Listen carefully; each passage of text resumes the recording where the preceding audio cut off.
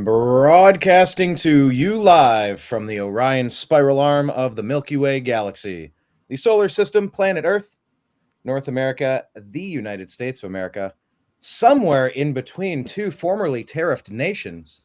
My name's Brian Engelman. This is Slick Willie over here. How you guys doing? Slick Willie, first time appearance here on the Unhappy Hour Sports Show. Welcome. Thank you for having me.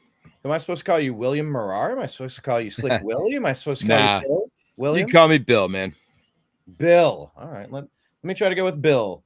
So, Bill, you reached out a little bit back. You were like, hey, man, to say hello to the viewers and say what you sent us a message on all those months ago, years ago, whatever it was. It's been about a year, maybe two. Yeah. No, I just wanted to kick the can around, see if we wanted to talk a little bit of sports, be it baseball, football, basketball, just seeing what the atmosphere was like. And at the time I was on another podcast doing my thing and just couldn't fit it into the schedule to join you, and things went one way. Now I'm here and available, man. All right. Well, welcome. We are here on the Unhappy Hour. I figured this would be a good episode for me to bust out the Cleveland bourbon. Not a sponsor yet. I'm in the studio where I look like I'm an apparition here.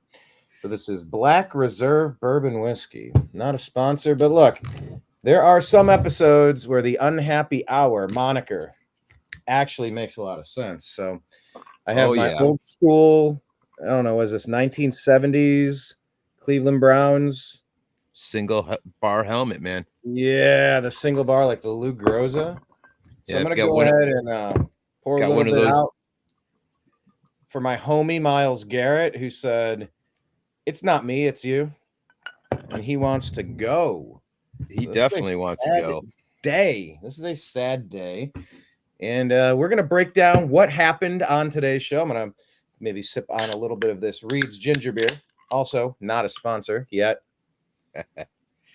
But we're going to get into what we know, how we got here, what comes next, and maybe we'll talk a little bit of Buckeyes, a little bit of Super Bowl, maybe a little Cavaliers on today's episode of the Unhappy Hour. Hi, this is Eric Metcalf, and you're watching.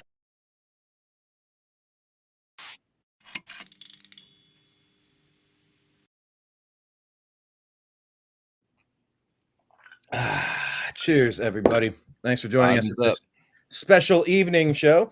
Where are you at? You're in the basement. I see the ductwork. You got some nice I'm in the basement, man. This is the quietest room in the house, and where I'm going to get the least amount of, what do you call it? Guff. Yeah, terrorism from the wife, though she might be in bed already, so. Terrorism from the wife. I tried to make it easy with guff, but I'll take terrorism from the wife for 100, Alex. Oh, yeah. Well, let's get into it, man. Talk about terrorism. Myles Garrett, he kind of issued an ultimatum. He just said, hey, this is tough on me, but I'm out. Hey, I want to go. I'll give you exactly what he says. As a kid dreaming of the NFL, all I focused on was the ultimate goal of winning the Super Bowl. And that goal fuels me today more than it ever has. My love for the community of Northeast Ohio and the incredible fan base of the Cleveland Browns has made it one of the toughest decisions of my life.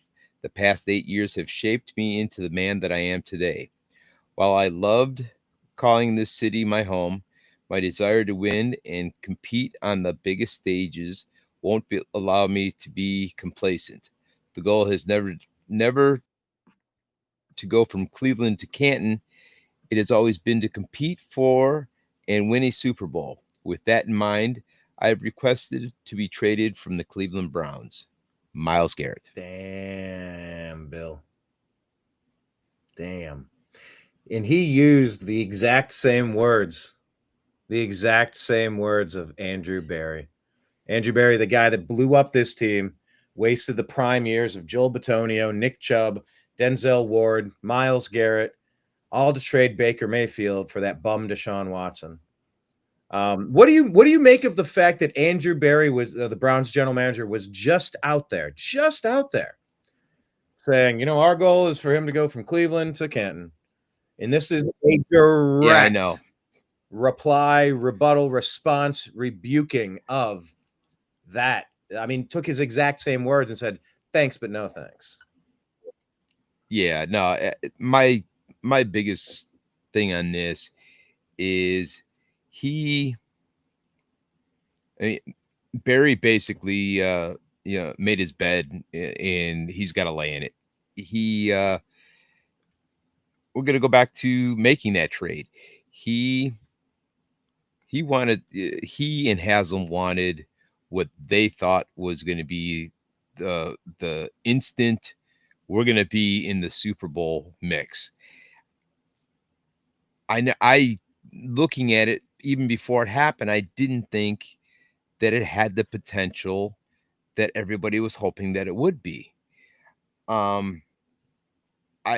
Yes, I am a Baker guy myself. I've always thought that he could have, led us to the promised land. I'm not saying he would have, but I think we had a better shot to making it there,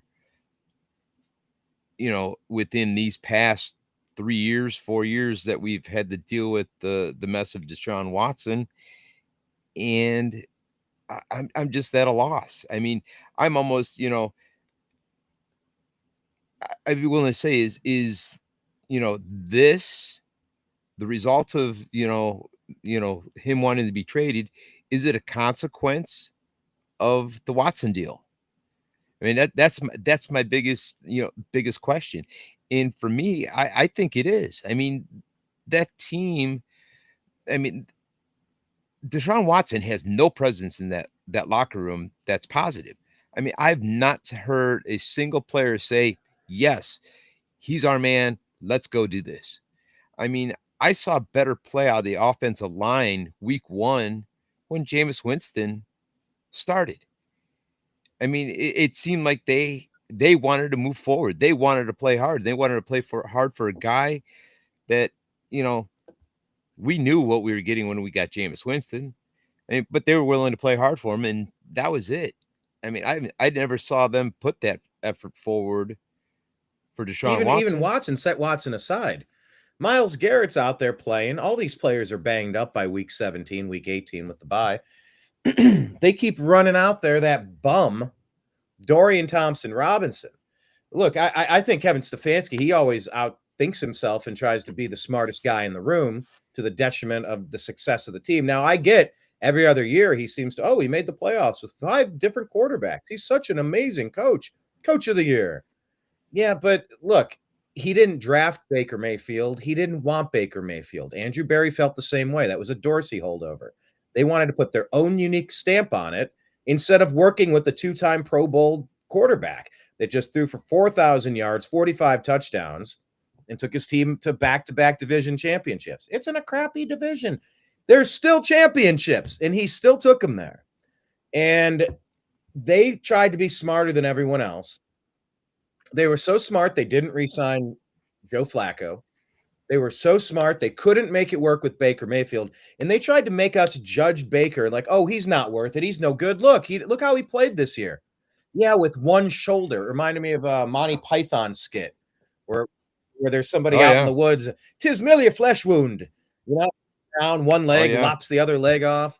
They tried to sell us, Baker Mayfield's trash. We have to make this move. No, we didn't. And we gave a lot of first-round draft picks that could have filled up other needs on this team. And we took a massive step back. Myles himself said this last season was more difficult than the winless season, the year he was drafted. And this is a result of the brain trust, Barry and Kevin Stefanski. And once again, they kept, instead of playing Winston, before Dorian Thompson-Robinson got injured, they had Winston on the unable to play list or the third quarterback designation list, whatever you call that. Dorian Thompson-Robinson is terrible. He won't be in the NFL next year. And that's the guy that Andrew Berry and all of his wisdom and Kevin Stefanski agreed on. We need to take this kid out of UCLA. We can groom him. He's kind of like Deshaun Watson. They'll fit our new system perfect. Yeah, the new system that changes offensive coordinators every other year. It's just, it's insanity. Let me just get to some of these comments real quick, and I'll toss it back to you. Paramjot Sandhu, what's up, Paramjot? Can I call you Jot? Jot says, I like how Myles took a shot at Andrew. I love it. I mean, look, some people say that stuff like that is petty, but I mean, I think it's kind of called for in this case. Bill, what do you think? Absolutely. No, I mean, he deserves everything he's getting right now. I can't argue with any one of those comments. I can't either. And Jock continues here. He goes, man, things will not change with Jimmy as the owner. I was 12 years old when he bought the team, and I'm 25 now, and I'm not giving this team any more chances. Oh, Jot. Ah, that's what we've all said 1,000 times. Oh, that's so cute. Oh, you're so silly. Bill, you got more than 25 years invested in this team, I assume, right? Let's see. My first fondest, I shouldn't say fondest memories, but my first true memory of this team was Red Right 88. In my father uttered those infamous words to every Cleveland fan that somebody in their family has said to him, there's always next year. And from that moment on, I kind of was like, yeah, right, Dad. No, Dad, you're wrong. They'll be back. They'll be back. No, those words stick in my mind. That day sticks out in my mind. I still remember the yellow gold linoleum in the kitchen floor, staring at it, leaning up against the kitchen counter, bawling my eyes out as a 10-year-old kid, and just heart-wrenching. I still remember being on the brown, not shag carpet, but like that mid-'80s carpet, the brown carpet, watching the Jets double overtime and then losing to John Elway. Like I was a couple years past that, but like I remember where I was watching the games, cheering on the games right there in the living room. It brings me right back. And here we are all these years later. Jot, we haven't gone anywhere. We hope you don't go anywhere. Although it is an abusive relationship, I will give you that. Jot continues, nobody wanted the Watson trade. The Watson trade with a man with that many red flags, it's concerning, and yet our dumb front office thinks that's a great idea. I mean, did you give up on Baker because of the injured year? I did not. I was angry when they did what they did. I'm still angry about it, except I'm proven right in a way that maybe look, I do the Agree to Disagree show. I talk politics every day. I do the Unhappy Hour. Shit, I talk politics in the Unhappy Hour too, but I talk sports. And, I've been proven right on a lot of things. And I've been called crazy and oh, you're so out there on a million topics. But this Baker Mayfield, Deshaun Watson topic, this might be the most vindication I've ever had on anything. And I've known about the deep state for 20 years. So that's kind of saying something. So, yeah, no, I can't argue with you. I mean, one of the things I take away is, okay, Baker had a hurt shoulder that season. And they said, okay, it affected but it wasn't his throwing shoulder, Bill. It wasn't his throwing shoulder, they said. But my argument is Deshaun Watson, he hurt his shoulder. What do they do to him? They put him on the bench. Yep. Let him rest. Comes back. Unfortunately, or fortunately, but unfortunately, he does get hurt. I'll never wish ill will on anybody. But then, I've heard so many behind the stories things that, was the shoulder injury actually a shoulder injury, or was it a yip? And I can't confirm nor deny. I mean, I've got, a source that said that it was not a shoulder injury, that it was a yip, and he just didn't want to be marched out in front of the Cleveland fans. But that was after his biggest, arguably his best win as a Brown, his only good win as a Brown against the Ravens, playing a perfect second half. Yeah. And, it's one of those things. And I just can't wrap my head around the fact that, we paid him all this and we've got what we have. And with that deal, I do think it is it does affect what happened with this team. And I do believe that the Myles Garrett thing is a direct consequence of it. I mean, that's my opinion, whether I'm right or wrong. I mean, it They is say what opinions it is. are like buttholes. Everybody has one, and they usually stink. If we Yep. go back, I got that picture of Myles Garrett jumping up and Baker's jumping up, and they're banging into each other halfway up. Like that magical season when we were one Dirty Dan Sorensen helmet to helmet hit away from going to the AFC Championship game and maybe the Super Bowl. The year that we retired little Ben Roethlisberger with with Kevin Stefanski not even coaching that team. That team had to be coached by Myles Garrett on defense and Baker Mayfield on offense, and we still got the win in Heinz Field to retire little Ben crying on the sidelines. And that wasn't good enough for people. Oh, he'll never get you further than that. He got you past the Chiefs with a shitty defense, with a shitty special teams. He did enough. If that Hollywood Higgins touchdown is ruled a touchdown, or at least first and goal at the 1 yard line to give it to Chubb 4 times in a row, get the touchdown, we win that game. Oh, no, but that's not good enough because he didn't do it. Like, it's a one-man sport. Oh, Baker couldn't do it. I'm like, this isn't golf. This isn't tennis. This is a team sport, and the defense what was it, Chad Henne, the backup? You don't let him run for 20 yards on 3rd and 17 or whatever that was. They wanted to blow up the team saying Baker was trash. Jot here is saying, no, Baker was hurt. Yes, he threw a lot of interceptions, but that comes with winning. And, man, he's sick to his stomach. And, yeah, I mean, this is a direct result of them being the smartest people in the room and saying it doesn't matter. Culture doesn't matter. Tradition and togetherness and camaraderie, loyalty, brotherhood doesn't matter. We're just going to erase this guy, put this other guy in. So to the haters, they'll say, well, Baker threw Myles under the bus on that game where he swung a helmet at the helmetless Mason Rudolph, and he could have killed him, and Baker didn't defend him. Well, it was sort of indefensible. It was a stupid move. I'll defend Myles because he was backpedaling and he was being attacked by 2 offensive linemen and a quarterback. He just swung while backpedaling. I kind of whatever. Baker had his in the heat of the moment comments, and he did throw Myles under the bus, but Myles did indefensible shit, and he got suspended for half a season for it. So it's like, I don't think that was something irreparable where you had to get rid of our star quarterback for it. I mean, we were relevant for the first time in a long time, and that wasn't good enough for the smartest people in the room, Kevin Stefanski and Andrew Berry. I mean, with them picking up DW4, one of the things I look at is the amount of first round picks that we got rid of to do that.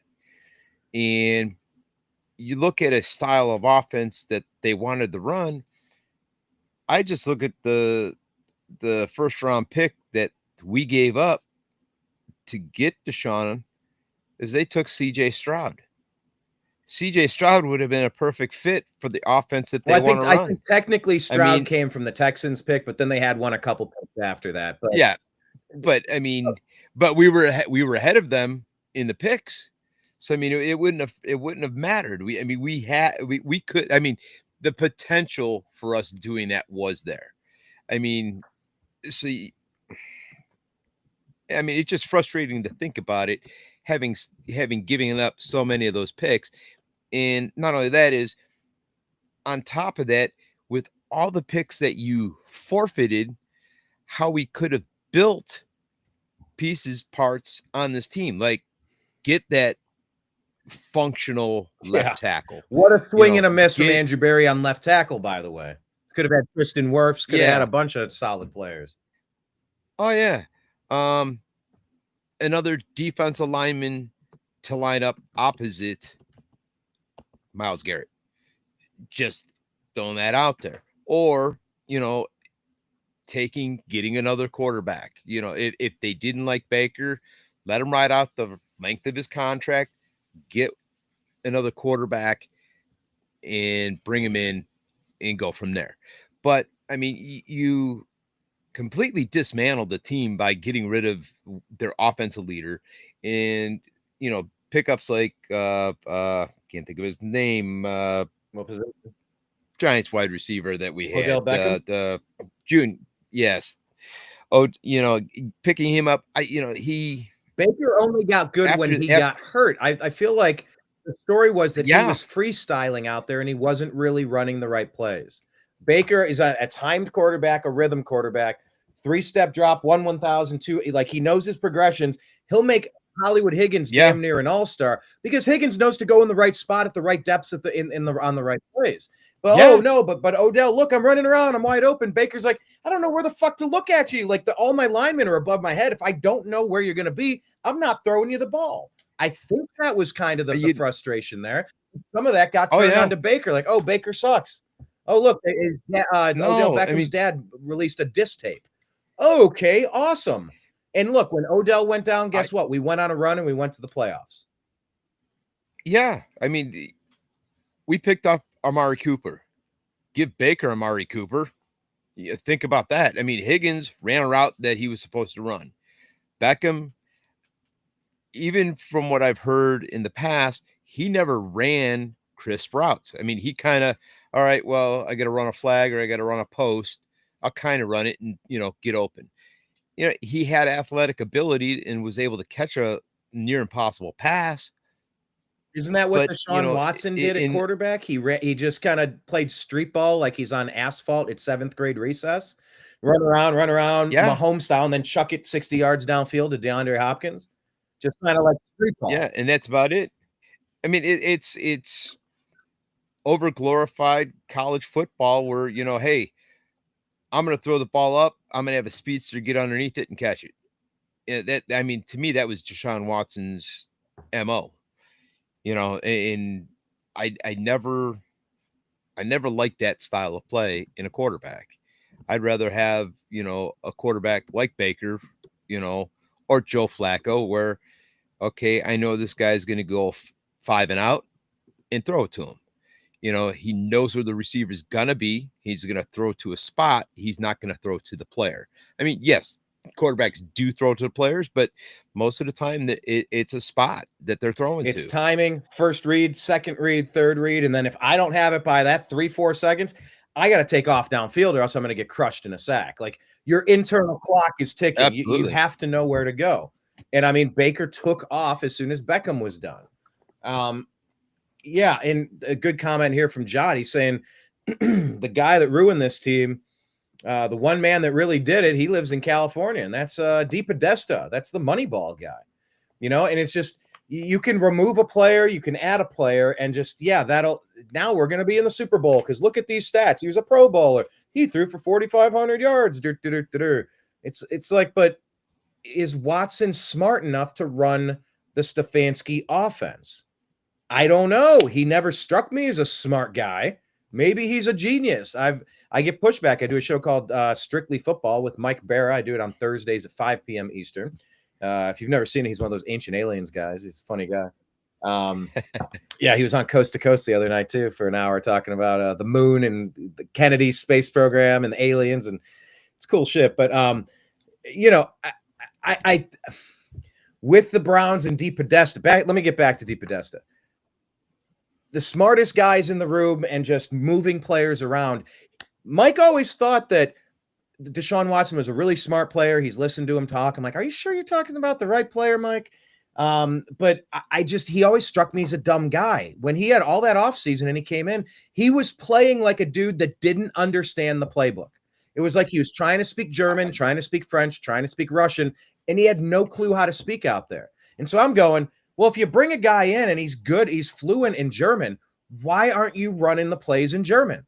You're changing the whole offense to fit this guy. Why are you not just replicating and duplicating the exact same thing they did in Houston to bring in those results? But Stefanski, I'm so smart. Look at me. I look like a younger Kevin Love. People love me. I am 2-time coach of the year. I am the smartest guy. He will learn my system. I'll have 9 tight ends in a set. I am the greatest coach ever. And he gets a pass. And Deshaun seemed clueless out there. He's had fancy feet. He had the happy feet. He danced around. He took off too early.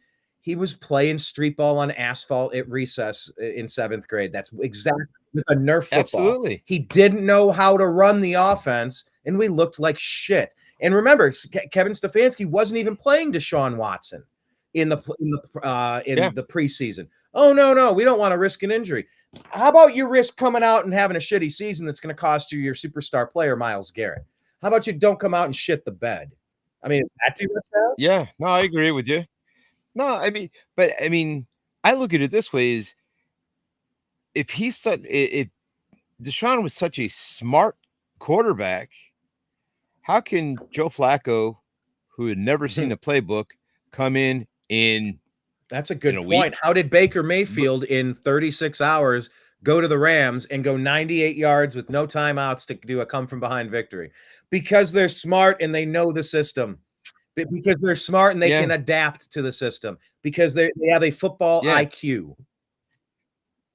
I mean, I'm not giving Stefanski a flyer on anything, but when you have a quarterback that seems to have an IQ level of a sex offender, a sex offender, and the third grade class at Brunswick Elementary,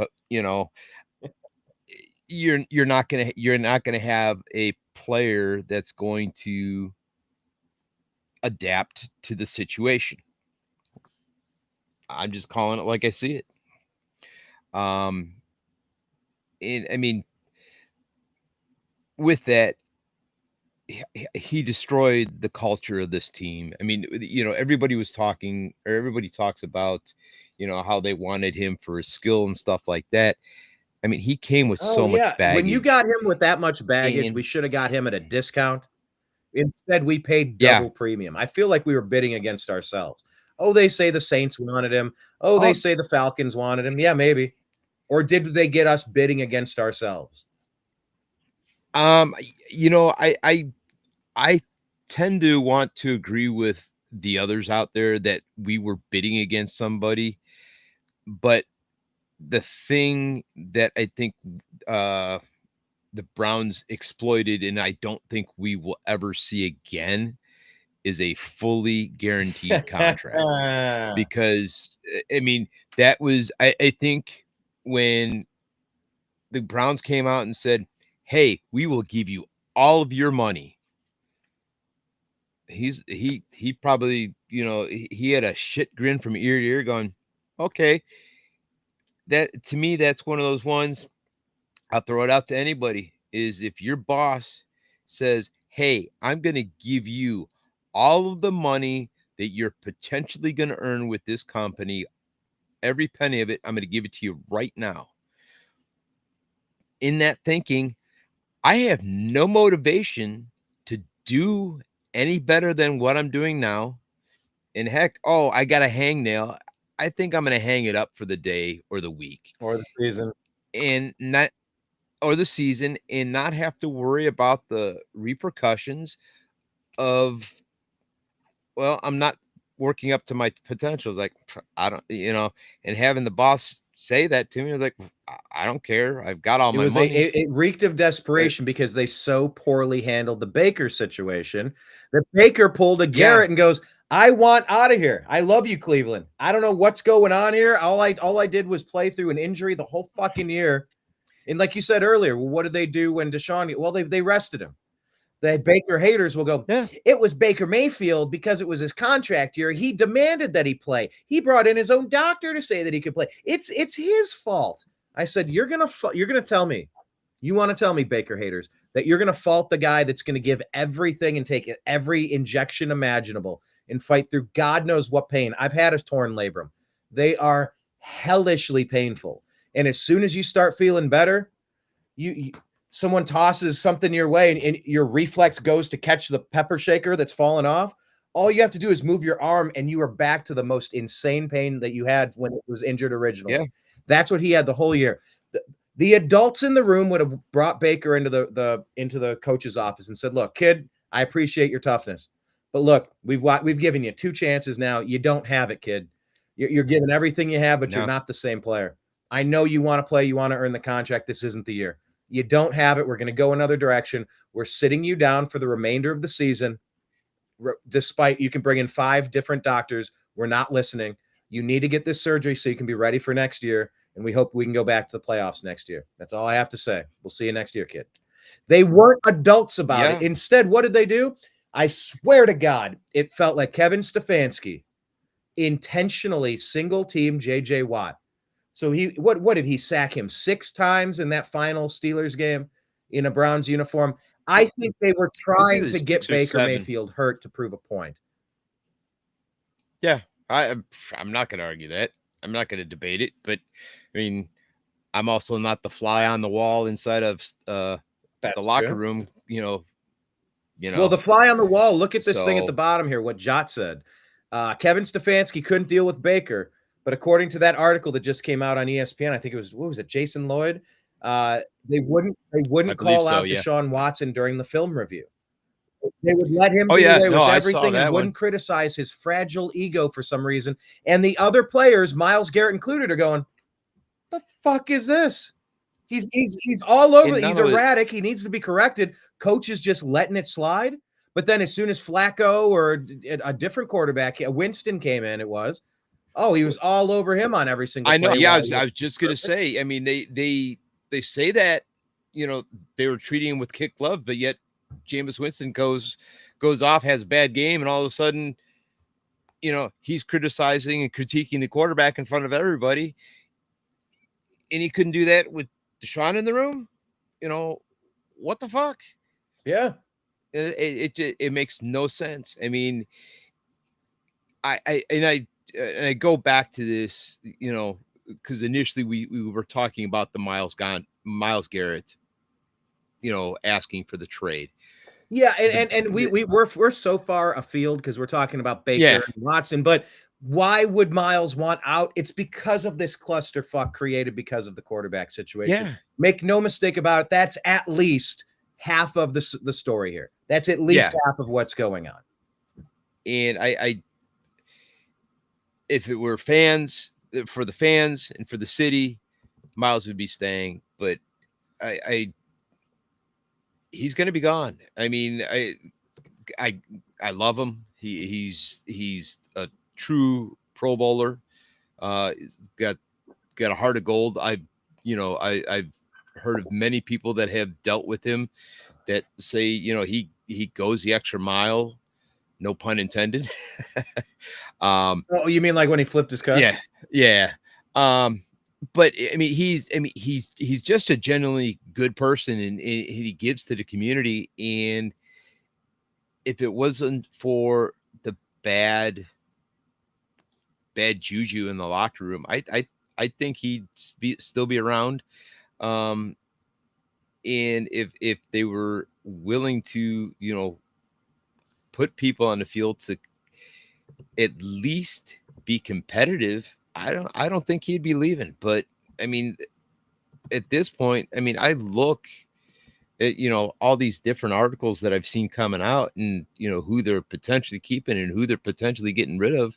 It's like, man, it's going to be 1-15 and 0-16 again over the next couple, 3-4 years. And I got to have stock in Pepto, I think, because my stomach just going to be fucking going to town. Yeah. It is going to be tricky. How are they going to sell tickets for this new stadium? And look, they invoked the Modell rule. I don't know if that's going to have teeth or not. They're going to have to battle that out in court, but why the hell do owners own the city's teams anyway? Why isn't it all like the Green Bay Packers? But how are they going to retool and revamp? Who wants, you know, for the first time in a long time, I have zero interest in going to a Brown. It's a lot of effort. I'm full tank of gas away now. It's a lot of effort. I don't want to do it. What kind of hope are we supposed to have for next year? My only hope is good tailgates and selling my tickets at the gate to somebody that wants to go to the game. Good luck with that. Yeah, I mean, I've been to almost every opener for the past 5 years, and that used to be my thing coming back from Los Angeles. I would fly in and I'd make my one trip for the home opener, and I'd try to bookend visiting people and taking care of things I had to take care of. Yeah, and it it's always been a good time, and I'm not against the move to Brook Park, and I think being in the work that I do, being a union electrician, I hear things, and that stadium's, it's 80-20 that it's going up. And well, what I just heard about the stadium on the lake is that it's 80% rusted through. Like, oh yeah, there's shit. Well, I mean, yeah, you have to remember. I mean, I look at it this way: is you had, Baltimore Ravens. I mean, yes, the old Cleveland Browns. They had a purpose-built stadium, and they had it built properly. They had time to build it, and so on and so forth.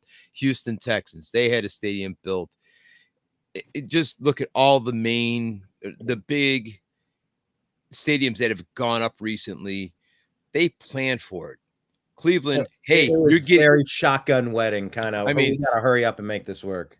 Yeah, we got to make this work. We got to build something. We got to put it together, get it up, and get it up now. You take plans, that you take the plans and the blueprints. Is like, okay, here, this is what we're building. I mean, that stadium should have been a dome to begin with. I mean, yeah, watching that one, the Steelers game, and the snow falling and flying, that was awesome. It was awesome. Don't get me wrong. But in the past 10, 15 years, I've not seen that many games like that. I was lucky enough to be at that Buffalo Cleveland game where Cleveland won. I figured it was either 6-9 or 6-3, where it was the battle of field goals, and you couldn't see squat because of the snow flying. Snow games rarely happen. On the flip side of the coin, you had what you had the last week of the season, where you had the rain flying, and it was just miserable. Yeah, I've been to multiple games like that. Those just suck. Yes, we need a dome here. That's my opinion. Whether it's popular or not. So I'll offer the counterpoint on it. I would like a domed version of a stadium that can handle Final Four, WWE concerts. It's a whole complex fine.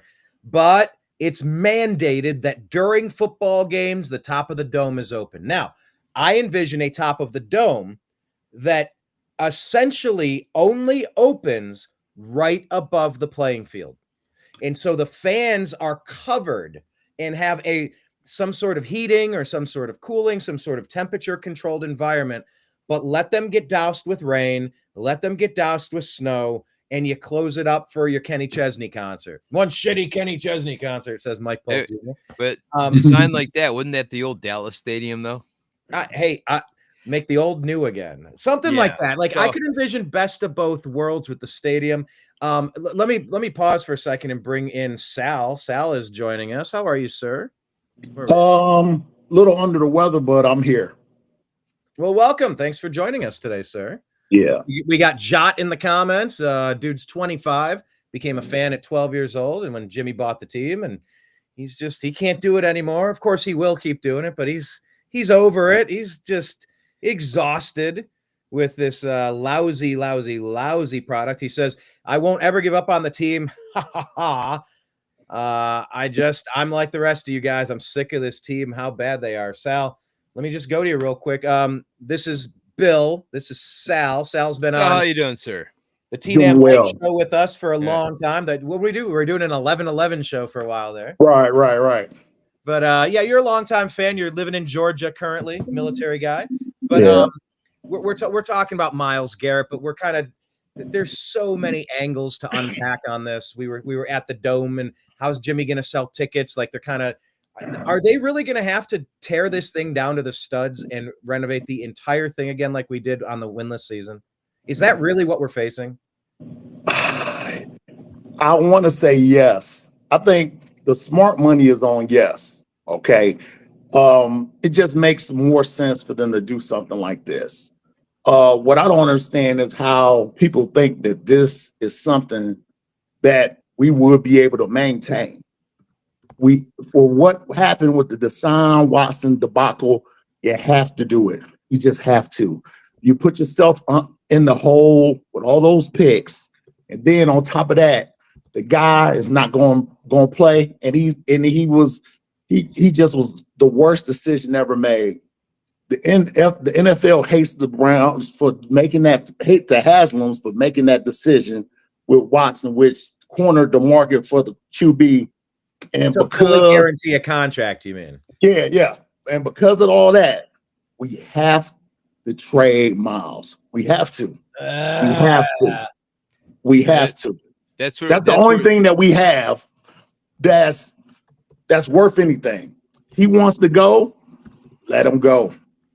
I understand how we feel about it, but we got to put our feelings aside and try to make this thing work. The only way we can make it work is to get Myles, get rid of Myles, get rid of Ward, get what we can get from those players, and then start it all over. That's the only way for us to do it. All right. What do you think we get for Myles? I hate that I'm a Browns fan because it's not going to sound correct. I want 3 ones. I want the most we can get for him in general. Yeah. The most we can get for him. I think Dallas is a foolish team that will probably give us what we want, but I wouldn't dare take Myles, let him go to Kansas City, let him go to Buffalo. A team like that wouldn't let him go because we'll have to see him still. So the best way is to get him in the NFC somewhere where we don't have to see him that much. Get as much as we can possibly. Khalil Mack, that trade is impossible now. But for us to possibly get something like that, we're not going to get it because of what we did with the Watson trade. With the way we got Watson, I don't think teams, they're going to lowball us. Yeah, but absolutely. So. Well, look, I think what Myles did lowballed his efforts. If he really wanted to get out of here, going public might have been the stupidest fucking choice he could have made. I think what happened is he went to the Pro Bowl and he got all these Pro Bowlers in his ear this weekend going, bro, when are you getting out of Cleveland? Screw Cleveland. Come on, you're better than this. You got to demand a trade like Jimmy Butler. Get out of Cleveland. Be like Luka, bro. Get out of – you got to go. Leave Cleveland. He had all these chickens in his ear messing with him. He's like, all right, I'm out. Like, this is a minority owner of the Cleveland Cavaliers. How are you going to still be a minority owner of the Cleveland Cavaliers after just whipping it out and pissing all over the city like that? How are the Cavs fans going to like this? Is he going to sell his interest? He's still going to stay in. But if Myles is now demanding a trade, that's lowered the market. And now the Browns are going to go, we got you for 2 years, pal. We'll stash you on the bench. It doesn't matter. If we're rebuilding, you know what? I don't think we can afford to keep him on the bench. His legacy than he's letting on. Oh, I only care about winning. Bullshit. He's fighting for best defensive end of all time. He doesn't want to lose 2 years of eligibility. I know he's pissed off and wants out now. But, I mean, 3 ones to get dealt to a top 5 team that's competing for a Super Bowl, those are going to be picks 32, 31, 30, 29. You're not going to get a game wrecker like Myles Garrett. It's not worth doing. Screw it. I wouldn't make a trade. Yeah. I'm not going to listen to his demands. I'm sorry, pal. We have you for 2 years. We're telling you we're going to revamp this roster. Stick it out.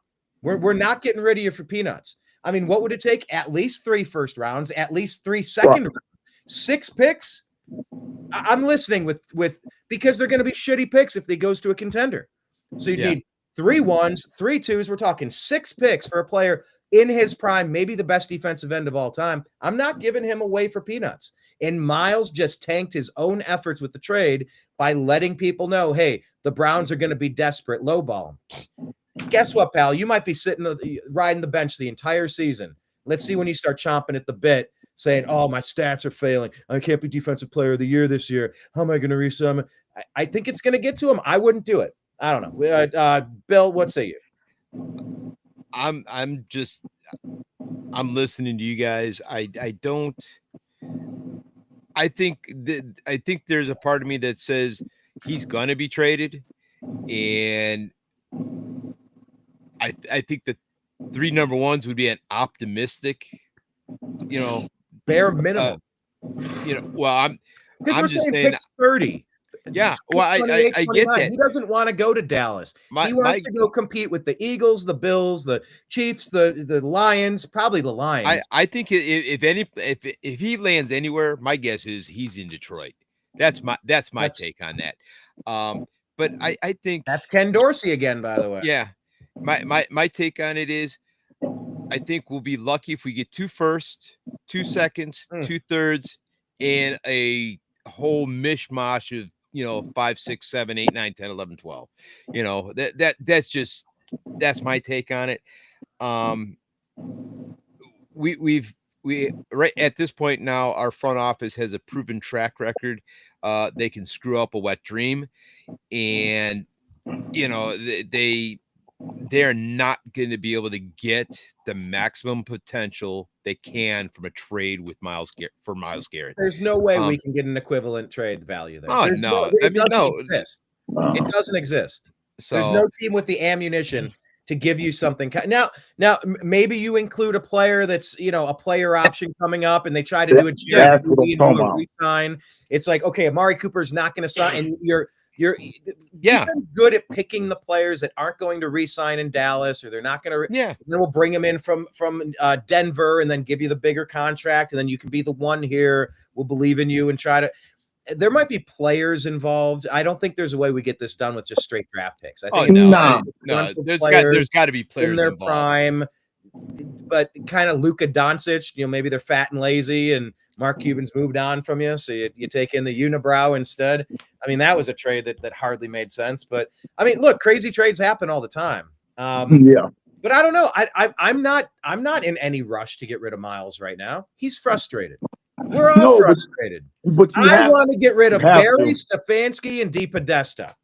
I would rather keep Garrett and do a clean house instead of keeping the clowns that put us in this spot and lose Myles.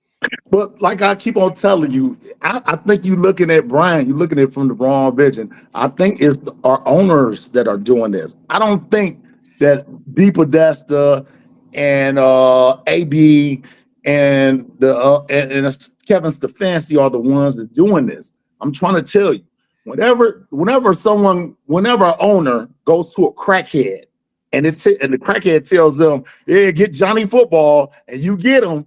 But you got all these football minds. You got Ray Farmer and all these people there that's telling you that this is not the pick, and you do it anyway. That's what makes me look at it from that standpoint. It can't be these guys that's making these decisions. Deshaun Watson is awesome, but I think it's D Haslam, D and Jimmy that's doing this stuff. I'm telling you, it just makes more sense. I don't see it as D. I think it's all Jimmy. I mean, from what I've heard, D is kind of I'm going to be on that back burner. I'll help, you need to do this for, public relations. I'll take care of that. I'll do this. I'll do this. She's not that person. Hey, we got to pick up this person. She's not that person. Jimmy saw what DW4 did, liked it in Houston. We need to bring him here. That's all he saw. That's all he wanted. I mean, he had no question marks. He had no red flags flashing in his face because the Texans sat him for an entire season. No flashing red flags with any of that, right? Jimmy was like, "Yeah, that's good. I'll take Johnny Manziel because a crackhead told me to." I think this Deshaun Watson guy's a mighty fine character. Yeah. All Jimmy had was the mood lighting was that silk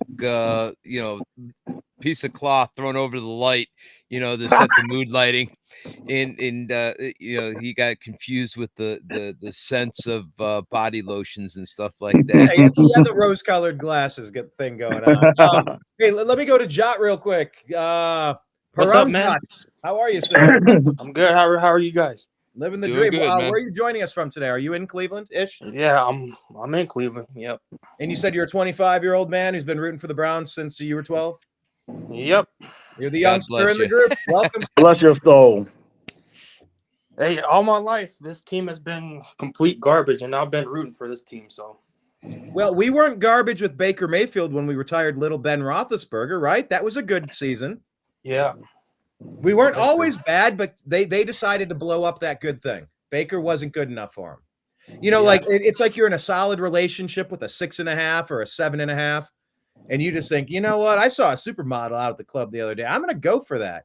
And you throw it all away, and you get shot down. And you go, now I have nothing. Okay. Yeah. Well said.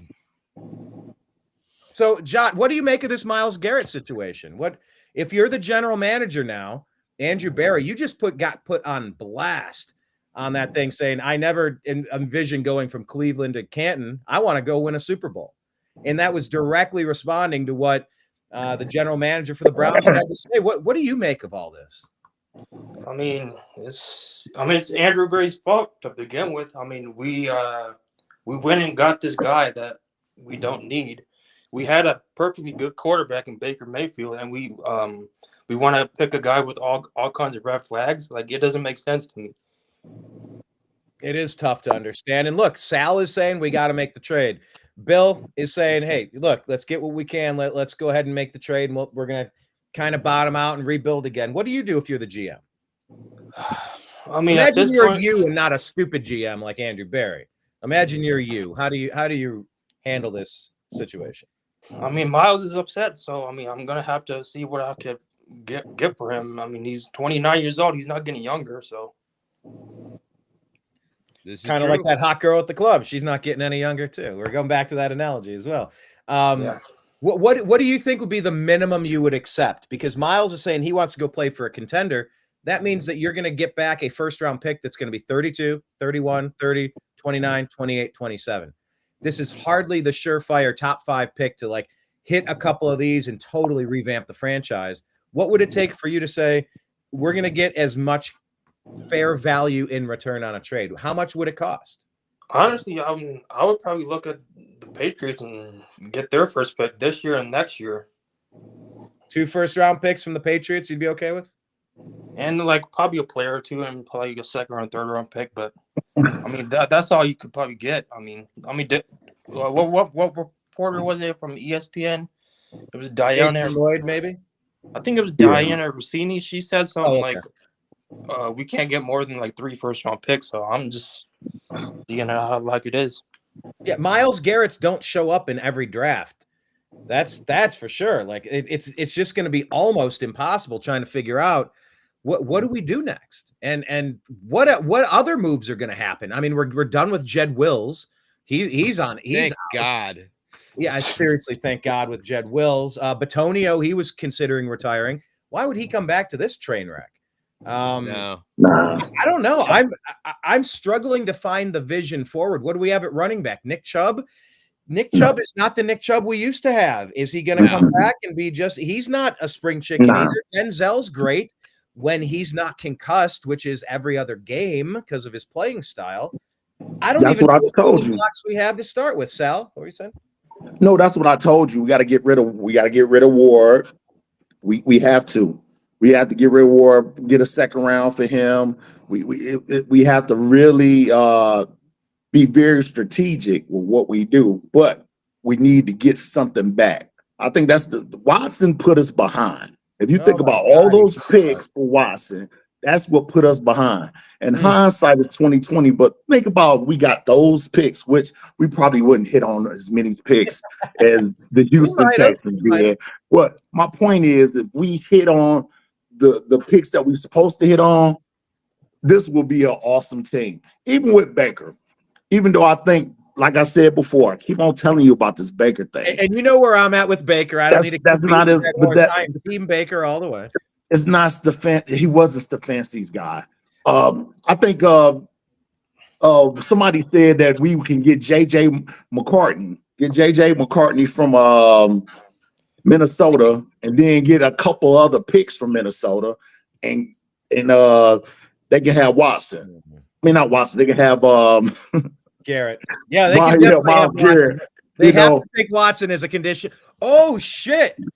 Oh my God! Hold on a second.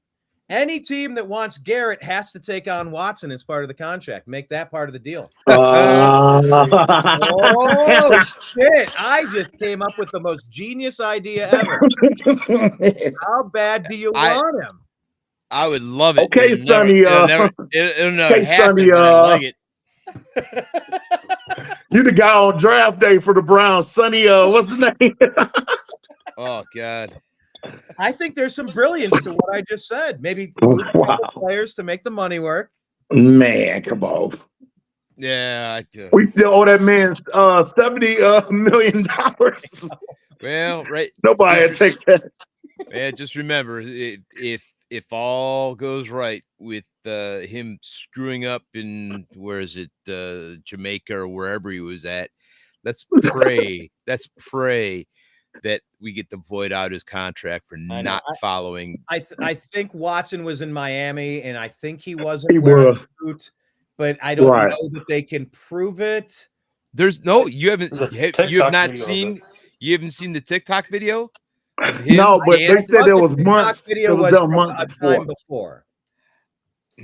Because the video came out and it was like, look what just happened in Miami, but that was prior and that was a different thing from a month or two before, and that was not the same situation. I wish. John, what questions do you have for some old heads here? Some people that have been rooting for this team since Red Right 88, since Bernie Kosar versus John Elway when he kept us from 2 straight Super Bowls that we could have won. What questions do you have for us old heads, man? I don't know how y'all dealt with that. Like, how'd y'all deal with that? Like alcohol, alcohol, lots of it. I myself, I don't know if you heard earlier. My first Browns memory is Red Right 88 that stood out in my mind, and the biggest thing I remember from that day, aside from the interception, was my dad coming up to me and saying these gosh darn words, there's always next year. Is the Cleveland fan base lives and dies by there's always next year. And it is what it is. And I mean, you go into every opening day baseball, you go into the home opener, for the Browns, and hopes are high. I mean, you hear everybody, chanting, "Here we go, Brownies," before every game, and it's so upbeat, and everybody's so into it. And the coin toss happens, hey, we won the toss, elected to defer. You get one big cheer. They march down the field, score a touchdown, and you're right back where you started from. And that, I was at the Dallas opener this year, and it was painful. I mean, painful in this, even more so in the fact that there were so many Dallas fans at that stadium for that home opener that it reminded you of Game 7, Indians versus Cubs in the World Series. Not even that. No, I mean, that was bad. Yes, no for the crowd. Mm-hmm. In the aspect, I was watching the replay, or the highlights or low lights, whatever you want to call them, on ESPN and the local channels. And whenever Dallas did something good, you could hear the Dallas fans cheering just as loud as the Browns fans. And it's like, what the hell? I understand that travelers come in and literally, they want to see their team play, but this was the home opener. You should not have had that many people in the crowd dealing with, or being able to be that vocal, that loud at a home opener. That was, to me, that was insulting. Embarrassing. Embarrassing. And it was like, I couldn't handle it. Yeah. Sal, you've been out of Ohio for a while. You're in Georgia. Right. How do you deal with being a Browns fan? But this is one thing. This is one thing I got to get straight with you guys. When I was in the military, and when I was in the military, especially when I was overseas, they had the AFN basically the AFN channel was the Air Force channel, Army channel, and they would have the game of the week. Every game of the week was a Dallas game because Dallas has a large fan base. So that's one thing you got to understand is that Dallas has a large fan base. Yep.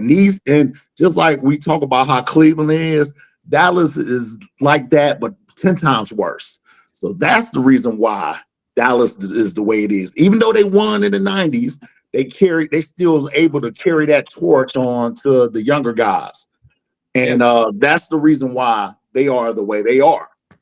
But getting to what you were saying, as a Browns fan, you got to remember the difference between us and every other fandom is we're more of a community.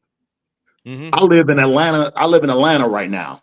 We have a Browns backer bar where I can go where every Sunday, Monday, Thursday, it's over 100 people there. It's people that come from Cleveland to Atlanta just to party in Atlanta. Mm-hmm. And that Sunday, they'll come to the bar, watch the game. We win, we lose. They go back to Cleveland. Mm-hmm.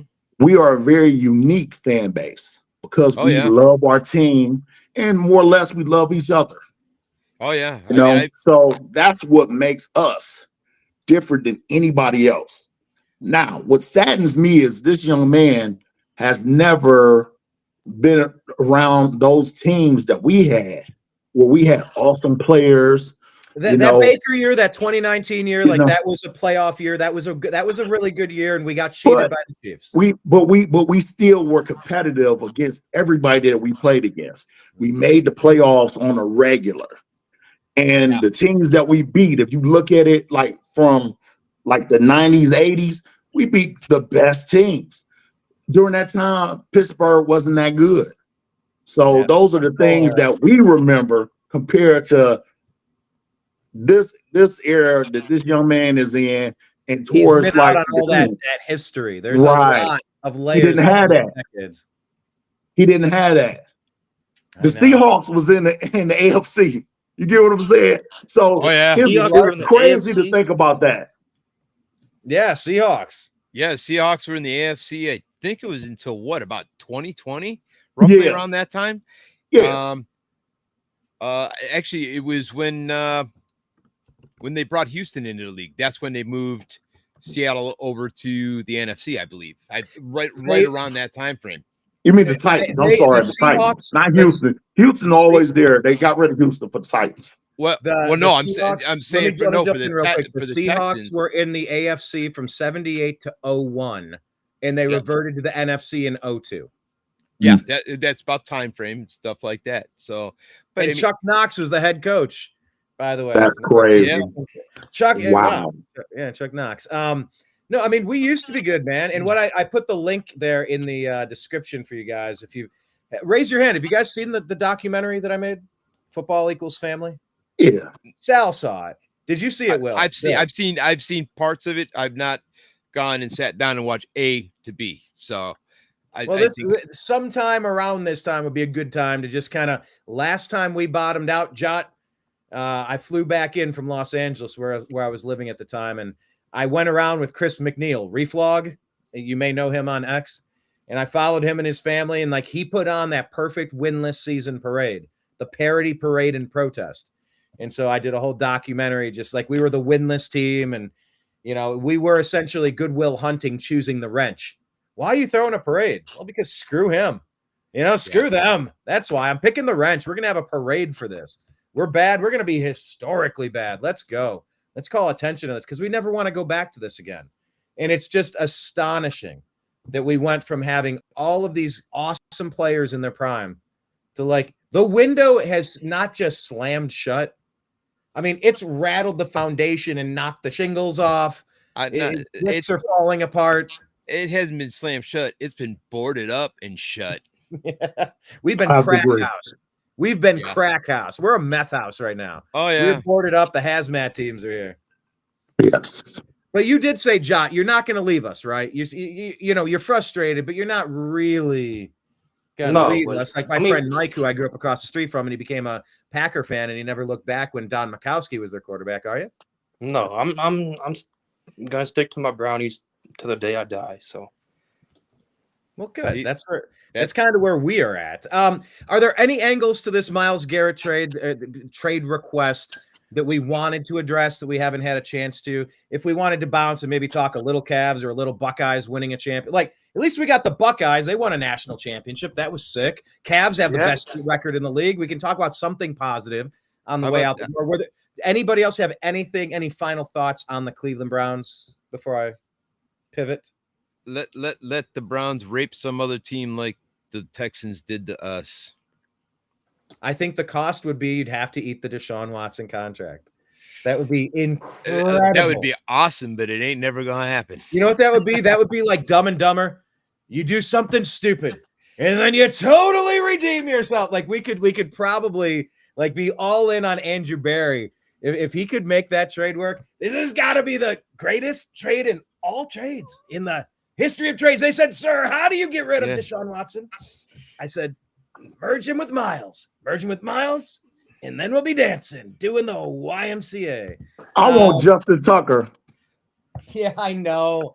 It's the same way for the Justin. I want Justin Tucker. Good God. They can compare notes. I mean, look, how many NFL? It's not just Robert Kraft, Justin Tucker, and Deshaun Watson. Everybody's getting a massage. Everybody wants that little. I watched a movie, Subservience. It was on Netflix. Did you guys happen to scroll past that one yet? My wife watched it, and I was like, no, thanks. my take on this is remember, there's probably 100 guys in the NFL that are doing exactly what Kraft, Watson, and Tucker are doing. If by 100 you 1,000, I agree. All right. Yeah. But my take on it is this: are they being rude SOBs when they're with these people? Exactly. Hey, do you know who I am? Well, I'm going to tell you who I am. Is it consensual? If it's a consensual partnership between two people, why do I have an opinion on it? But if you're creeping on someone out of the clear blue sky, that's a little jarring, and you're kind of getting what you're asking for there. Yeah. Here's $1,000. Clean up. Yeah. Here's $1,000. Clean up a little. At him. Sorry about that. I came back to my senses. Sorry about that. Here, clean up, please. I had my post-moment clarity. Yeah. All right. Here's a baby wipe. Make sure your hands are all cleaned up. Little parting gift, sweetheart. I'm sorry, guys. I had to do it. I'm so sorry. Dude, I'm so sorry that this is something we even have to discuss. Okay, Jot, since you're the new guy, let's ask you. Do you want to talk about the Cavaliers or the Buckeyes? I mean, it's up to you guys. Are you a fan of teams? Indians, Cavs, Browns, Buckeyes. I'm a fan of all of them. My whole family went to Ohio State. Sadly, I didn't have the grades to go to Ohio State, but I'm still a fan of the Buckeyes. But what'd you make of this title run? You're a youngster, so you don't remember what it was like to have coaches polls determine the only two teams that could compete for a title, and there were always a third or fourth or fifth team left out, and you're going, this system sucks.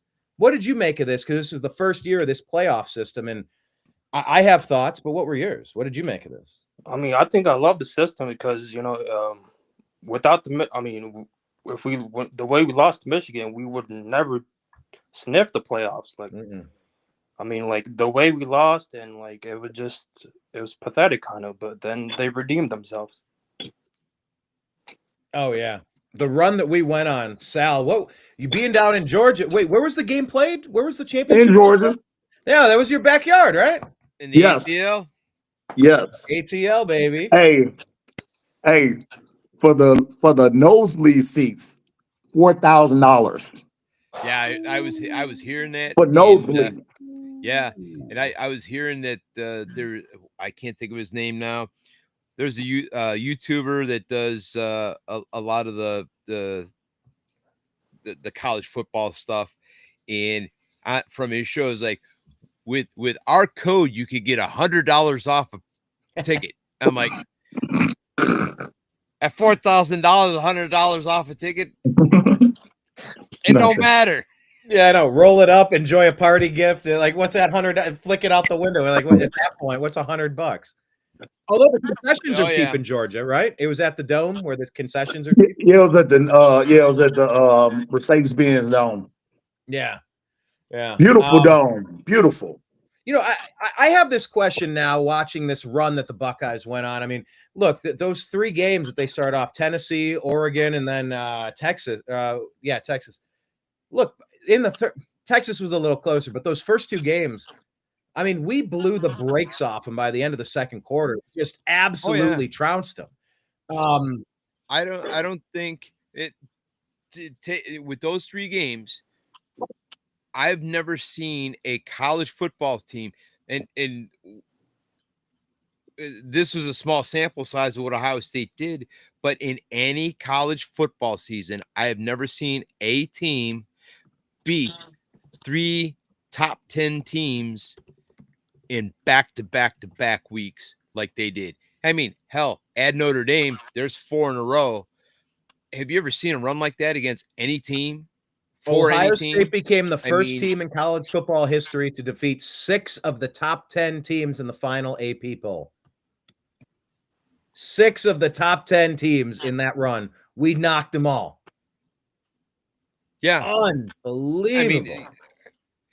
I mean, the biggest thing I heard from I've got a lot of friends from around the country. One of the biggest things that they were saying and were like, hey, you guys lost to Oregon. It's like, we lost by 1 point, and we lost because we had a quarterback that was focused on the play calling. He wasn't focusing on the clock like his coach should have been doing for him. And we lost the game. I mean, because we were getting to the point where we were almost in field goal range. Kind of right there. We just we were there. Yeah. We were there. Yeah. We just needed to clock it or let them, move the sticks and clock it or whatever, but couldn't make it happen. But we were right there. Everybody seems to forget that, and everybody's like, well, Oregon beat you. They're going to just do it again. Like, do you realize we only lost by 1 point? Well, and that was a fluke. But, I mean, like you said, Brian, 6 top 10. In the final rankings, and we knocked them all. Also, like, that 4-game stretch was incredible. I mean, either of those Quinshawn Judkins or Travion Henderson, they're both number 1 running backs. We have 3 number 1 wide receivers. And this brings me to my next question, though. Let me ask you, Tom Brady, when did he get drafted? Was that the 7th round? 6th round? 7th round? Yeah, it was 199. That's what they maxed out then. Yeah, he was. So if you had the chance to draft Tom Brady, maybe you'd have to pick him a little higher than you normally would. Would you take him in the 6th round? Yes. Yes.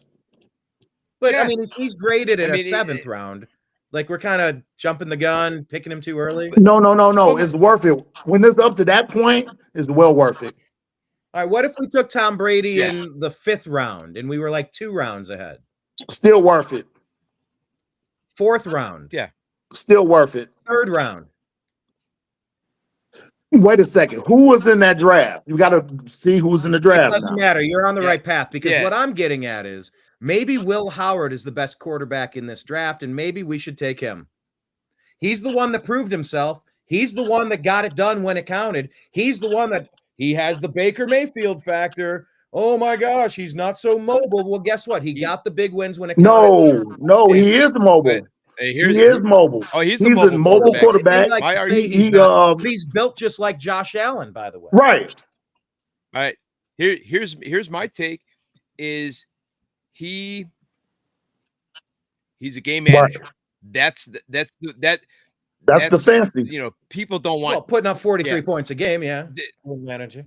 Yeah, but the big thing is, in the NFL, they don't want game managers. They want the guy that's going to be, Josh Allen. They want, Patrick Mahomes and stuff like that.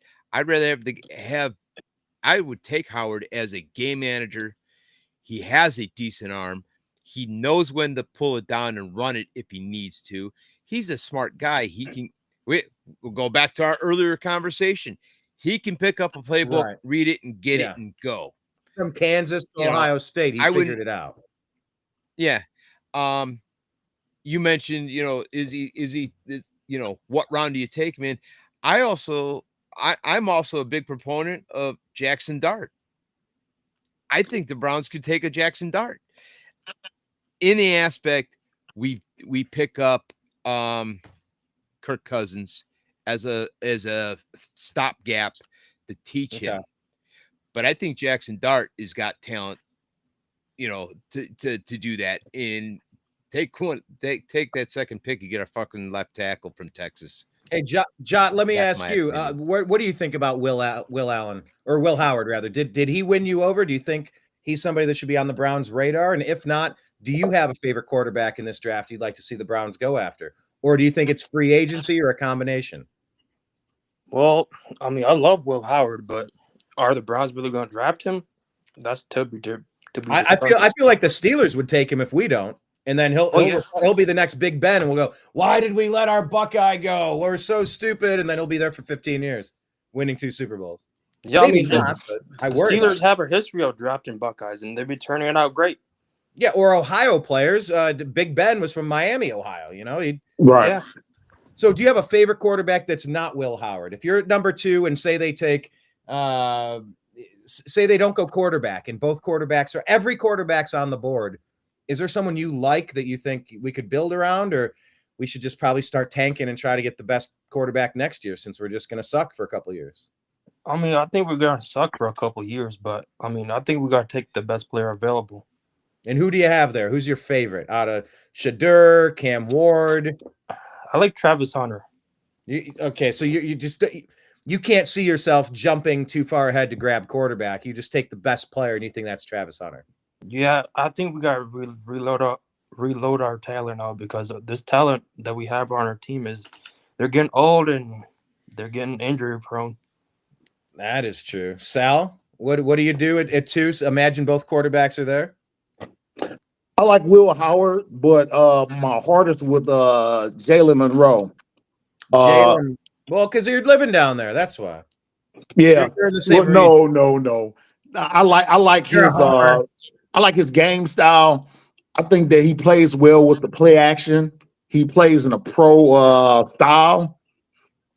I think he'll do well in Stefanski's offense. The only thing about him I don't like is he's kind of shaky, and he'll improv. I don't like improv quarterbacks. That's what happened with Watson. Watson's an improvisation quarterback. We don't need that type of guy. We need someone that can play off the play action. Will Howard does well under the center, and he does well with the play action. We've seen that. So that's why I like Will Howard. And Monroe, I think he's a good athlete. He didn't have a good showing in Michigan. The Michigan game looked real bad. But I don't care for Cam Ward. He's another improvisation player. I don't think Prime is going to let his son become a Cleveland Brown.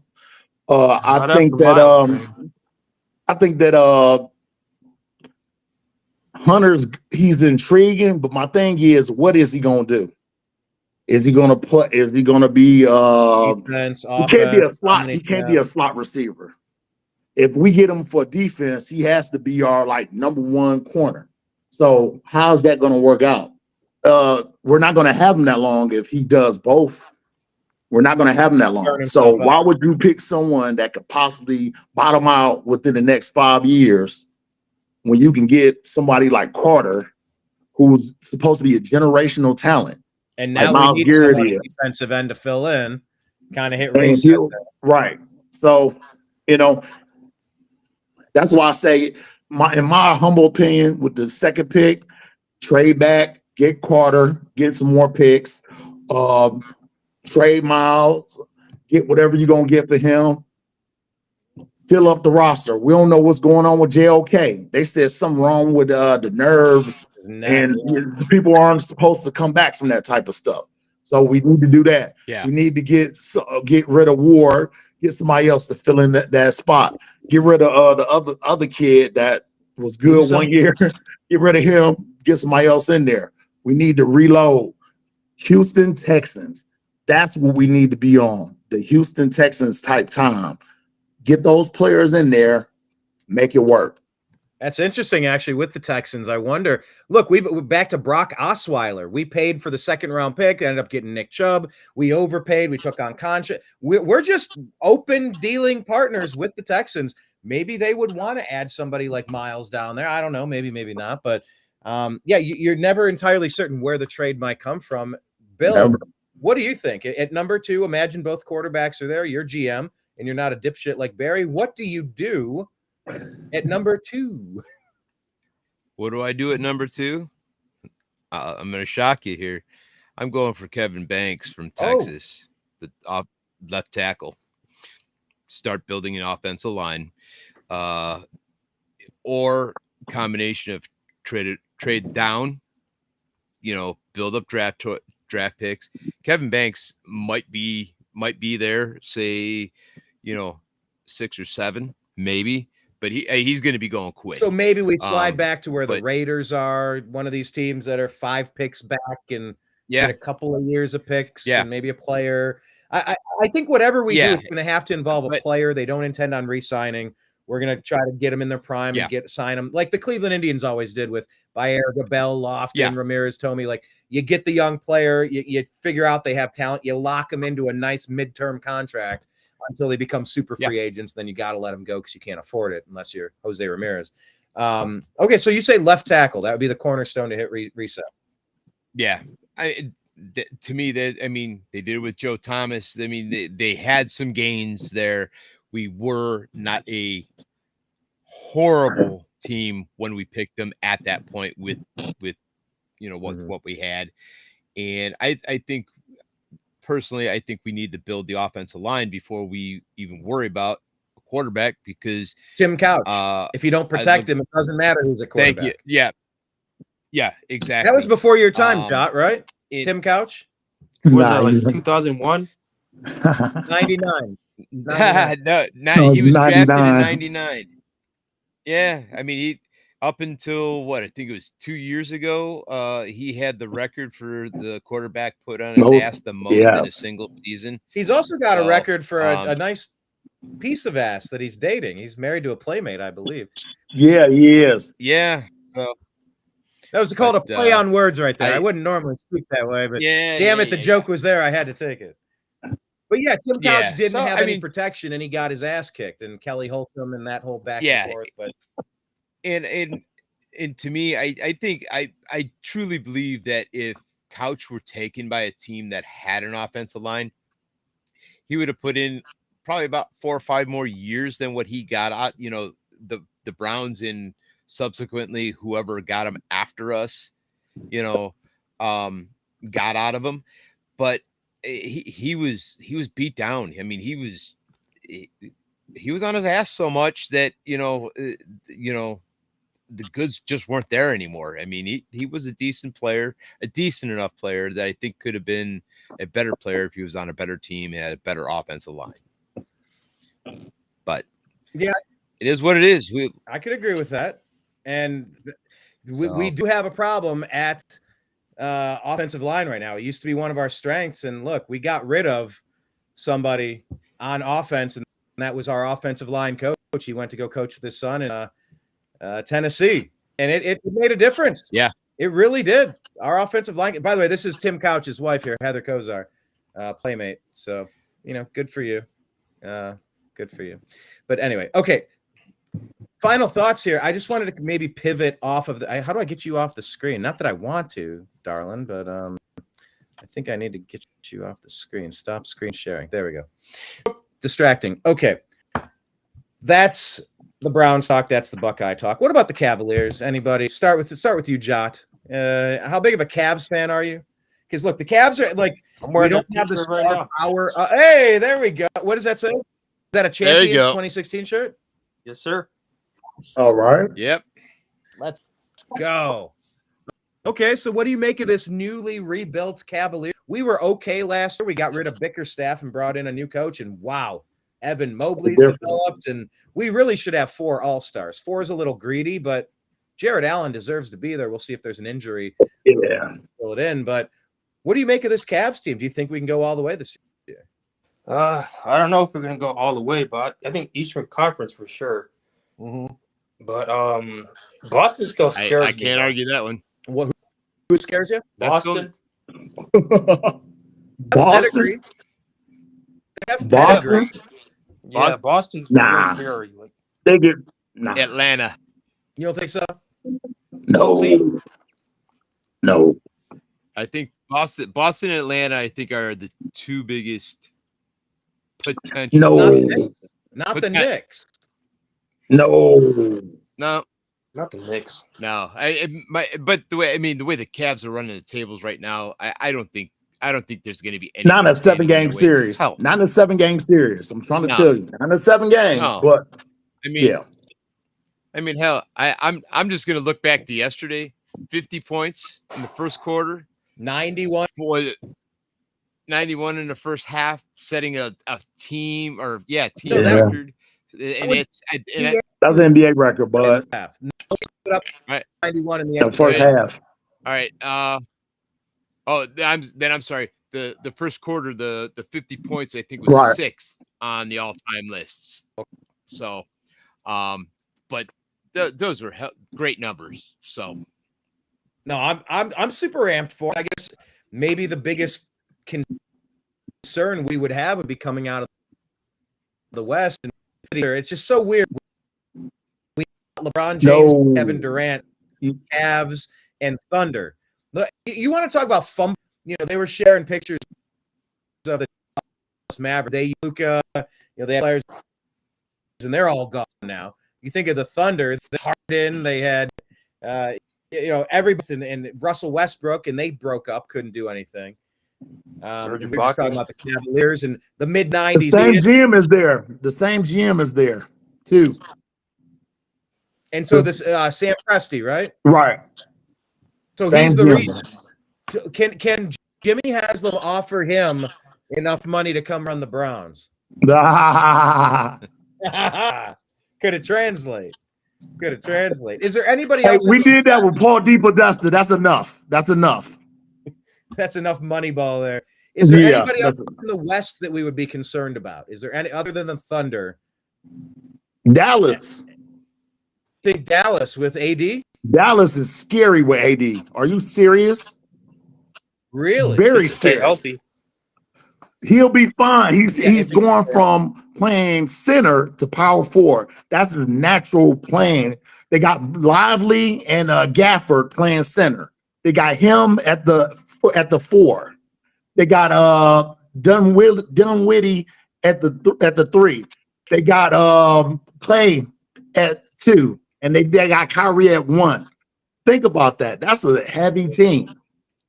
They can go inside and then kick it out. Kate, who gonna check AD? That's the power forward that can check him. Jarrett Al. Oh, okay, yeah, power forward. How would the Cavs match up with that team? That's the point I'm trying to make. They look like Lob City. Lob City with better shooters. Jarrett Allen and Evan Mobley. We got 2 bigs. No. I understand what you're saying, but I'm saying that team, when that team gets the gelling, that's gonna be scary. Okay. Oklahoma can't mess with Oklahoma City. Is not gonna be able to play them. They too little. Really? They too little. Their team is too little. They do well with the small ball, but they're too little. If they play a 7-game series, it's going to be difficult for them. Huh. Think of that trade, that crazy Luka to LeBron in Los Angeles, the triple L's going on. And then the Mavericks said, well, we need somebody, defense wins championships. It's about culture. And you're like, oh, shit, they're throwing shade at Luka. What did you make of that craziness? That one, I can honestly say I did not know about. I've been under a rock for unless it's the Cavs playing right now and a Cavs game, I'm under a rock for the rest of the NBA currently. Fair enough. Jot, what did you make of it? Did that surprise you? Because once again, this is LeBron and Kyrie at the center of an orchestrated trade between other teams. It's like a bit of a common thread. I don't know if it's big brother, little brother. It's an odd dynamic with Kyrie and LeBron. And what did you make of that trade? Did it make sense to you? Would you have made that if you were? Dallas, who won trade? Do you think? Which side? I mean, long term, I think the Lakers won, but short term, I mean, Dallas obviously won. because the Lakers don't have a roster to build right now. Well, I mean, the only argument that I have with everybody's saying Dallas, we just kicked the snot out of them 144 to 120 something. But AD wasn't even playing. To be fair, AD didn't play. I know. But yeah, I just wanted to say we rocked them. They're trash. The worst team in the league. When they jail, you'll see. When they jail, you'll see. Yeah. Just like when Kyrie came to Dallas. When they jailed, it was a whole different ball game. Yeah. How long does it take? A couple weeks? Yeah. Yeah. And you got AD. I'm trying to tell you, AD at the 4 is scary. Because about potential trade to see the Lakers making. I'd like us big. Oh, okay, cool. We're gonna send you packing. And it's like, oh shit. Maybe he shouldn't have said anything. Maybe it was completely unrelated, but it's like, yeah, it would be great if they were big. Perfect. We'll trade. Deuces. See ya, bro. Somebody said that irked like the Lakers front office. Those comments. What about the Lakers front? Oh, it bugged Pelinka. It bugged the guys up there, huh? Yeah. Look, everybody's got thin skin and big egos. You wouldn't be in sports if you didn't have thin skin and big egos. It's kind of the nature of the game. They did Luka dirty, though. They did Luka very dirty. They did him real dirty. But if you know that much, I do know is his Supermax is gone. So he'll never next year he was supposed to be able to get $356 million for the contract, for his next contract for 5 years. He won't be able to get that type of money. And I blame that for him for being lazy and not doing what he's supposed to do. If you playing the 2, which he's great, everybody know he's great. You're playing the 1. You playing the 1, and you 6'8", 285 pounds. That's crazy. LeBron is that tall at that size. But if you look at Luka and him, he looked like a chewed up piece of bubble gum. So at the end of the day, Luka should have been like, you know what? My money's important to me. So how about I'll stay in shape? A chewed up piece of bubble gum. Bill, you were trying to jump in there. What were you thinking? I was just agreeing with him. Is they did Luka bad. I mean it's one of those things, man. It's like I feel bad for the man after all the time he put there, and they said they said he just bought a house in Dallas too. So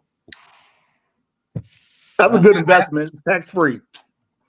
That's a good point. Yeah. I heard Bill Cowher's buying a place in Strongsville, by the way. See, that's a joke you might not understand. Every year. Yeah, Bill Cowher, the former Steelers coach.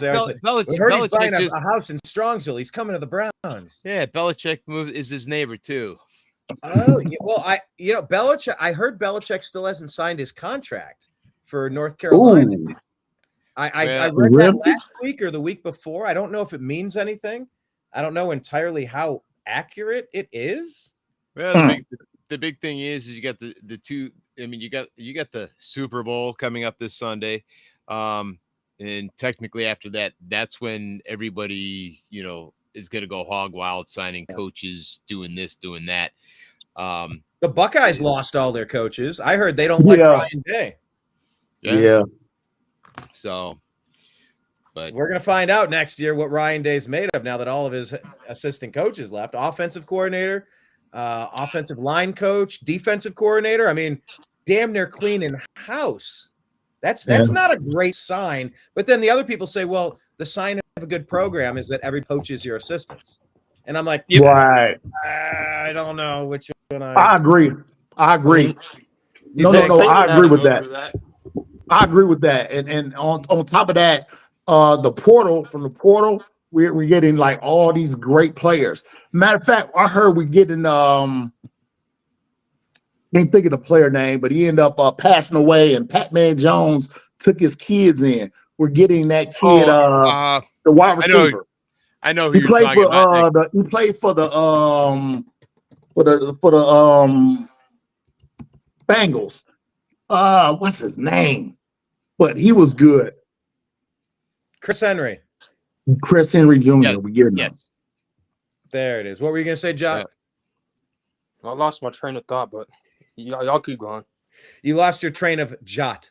Does anyone call you Jot, or is it just me? No, I mean I go by Jote, but Jote. yeah. How do you pronounce first name? My full name is Parmjote. Parmjote. Yeah. I was calling Jot. We can go Jote. Okay, well let's do this. Jote. Yeah, I was doing Jot, but Jote. Okay. Thanks for working with me on that. I did my best. The You're final good. thing we just brought up, and we can wrap the show on this, Super Bowl. So, oh God, there's multiple questions here, but how about who do you hope will win? Let me go. We're already here. Jote, who do you hope wins the Super Bowl? I mean, I don't care who wins. I mean, I kind of like Travis Kelce because he's from Cleveland. You know, I'm rooting for the guy, but then again, I want Saquon to win too because he's a bad man. This was his MVP year, maybe. You know, and he didn't play that last game. He slid down for a couple touchdowns just to do, seal the games. I like Saquon. He's on my dynasty team. I'm a big fan. Sal, who do you want to win the Super Bowl? Well, I'm a betting man, and Well, we'll get to betting in a second, but do you want to win? All other things even. Who do you I'll want? just go with Kansas City for the dynasty. Kansas City for the dynasty. I would say Kansas City for Kareem Hunt. He might be the only reason why I could find a reason to cheer for KC. What about you, Bill? I'm going to tell you who's going to win. The referee. No, who do you want to win? And then we're going to decide. Who do I want to win? Yes, who do you want? I actually wouldn't mind seeing KC win it because I want to see a three-peat. Really? But I can't think of anything more boring than a three-peat. All right, maybe I'm on the minority here. I mean, but my thing is this: in general, I want a good game. I want a good game. I mean, that's bottom line. But who's gonna, like I said, who's gonna win the game? The referees. Or Kansas City's gonna win the game. The Kansas City cheats. The Kansas City cheats. I just don't believe in. I don't believe in Jalen Hurt at all. He's the only quarterback. He's the only quarterback in the league to have all these weapons, and he hasn't passed for over 300 yards, but only once in this whole season. Okay, so, all right, Sal, hold on. Counterpoint. Counterpoint is when you got Saquon Barkley running it for 300 yards, what are you passing it for? Okay, I'll give you a better example. The whole thing is all they have to do is worry about Saquon. Right. Hurt ain't gonna pass the ball. You got for you to have 2-3 of the best wide receivers in the league, and you don't get over 3,300 yards a game. That's insane. So that's the reason why I say if they can lock down Saquon, they'll be fine. Good luck. Nobody has this year, and it's making the Giants look stupid. Jote, what about you? You said who do you want to win? Now, who do you think will win? Is it still Chiefs? You think they'll pull it out? Yeah, I think Pat Mahomes he's that guy. I mean, he's becoming that GOAT. Like, he's on his way. So, I mean, I think he's going to get his three-peat. Yeah. What about betting wise? Sal, you said you're a gambling man. Are you? What is the line? It's 1.5 for the cheats. Mm-hmm. So what do? You take the cheats giving 1.5, or do you? Yeah, of course. Absolutely. Oh yeah, like an easy deal. Oh, yeah. Are you a gambling man, Bill? Oh, hell yeah. So I don't think I'm going to reload my account for the big one unless I see a absolute great parlay to put it on. But, well, the parlay is called how long is the national anthem going to be? Who's going to win the coin toss? Parlay is French for loser, right? No, actually the biggest parlay would be, pick the winner of the game and does Travis propose to Swiftie after the game? Yeah. Oh, I can't handle that. I can't handle Mr. Pfizer and Miss Swiftie. I don't know if I could handle that. Yeah. I might not be able to watch. I might just not watch. So, do you think that's a likely thing? I mean, they said that last year. Though, I do right? too. I do too. I think this would be the year that especially if they win. If they win, he's proposing to her. I almost guarantee. You can't do it if you lose, right? Nobody wants to marry a loser. No. I guarantee if they win, he's proposing. If Kelsey from Cleveland Heights, she's never a loser. Win, would Jalen Hurts propose to Taylor Swift if the Eagles win? No, I'm just kidding. What were you starting to say, Sal? I would. Just throw caution to the wind. Give it a shot. I would. Hey, I got to bring something back that you said. Have you seen Belichick's girlfriend? Oh, my God. She's like my age. Oh, my God. I have. And I guess that's why he's hanging out in college now, right? Keeps you young. Jesus. My wife is 10 years younger than me, so I can't complain. Yeah, you can't. Belichick is like freaking Leonardo DiCaprio, man. He's like, hey, how old are you again? You 28? All the old men Out of there. associated with football, I never picked Belichick being the one to pull a youngster like that. I didn't have that on my bingo card. That's for damn sure. All right. Right. Any final thoughts on the Super Bowl, the Buckeyes, the Cavs, the Browns? Any random thoughts, sport related? Trump had who do you have? He had the hockey team. He had the Florida, not the Gators, the Florida Panthers in the White House. I don't know. Any odds and ends in the sports world you guys want to toss at me? Pitchers and catchers for the Guardians report in a little over a week. Holy shit! Already. Yeah, it's time. Should Kenny Lofton be in the Hall of Fame? Yes. Side by side with Ichiro. Yes. My God, Kenny looked better than Ichiro in a lot of categories. Yeah. I believe Omar Vizquel should be in there too, regardless of what happened in his personal life. Best defensive player of all time at shortstop. Absolutely. Automatic. Automatic. I guess he was a dick and he kind of like abused a special needs coach or a player or something. So personality, like they don't like him that